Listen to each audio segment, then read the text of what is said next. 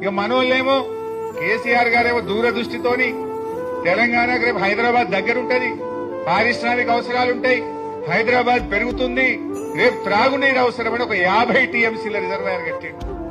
నిజానికి నేను ఆ జిల్లా మంత్రిని, నేను 1-2 సార్లు మాట్లాడినా, సార్ ల్యాండ్ ఎక్విజిషన్ బాగా ఇబ్బంది అవుతుంది, రైతులతో ప్రెజర్ వస్తుందంటే వారు ఒక మాట అన్నారు, హరీష్ కొద్దిమంది కుటుంబాలు నష్టపోతాయేమో, ఇప్పుడు కొద్దిగా కష్టమైతదేమో, కానీ రేపటి లక్షల వేల కుటుంబాలు బతుకుతాయి, రేపటి తెలంగాణకు ఇది జీవధార అవుతుంది, మల్ల గట్టలేము, కష్టమైనా సరే రేపు మనం రాజకీయాలు శాశ్వతం కాదు, ప్రజలు శాశ్వతం, నీళ్లు శాశ్వతం, ఇది హైదరాబాద్ దగ్గరగా ఉంది, 50 టీఎంసీల రిజర్వాయర్ కట్టాలని చెప్పి పట్టుబట్టి ఆయన గారు ఆ రిజర్వాయర్ కట్టించారు.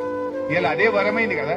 ఇవాళ రేవంత్ రెడ్డి ఇంతగానే ఏమెగురుతుండు, కాళేశ్వరం కూలిందని ఒక దిక్కు అంటాడు, మల్లన్న సాగర్ నుంచి హైదరాబాద్ కు 20 టీఎంసీల నీళ్లు తెస్తా అని 6,000 కోట్లతో టెండర్లు పిలిచిండు.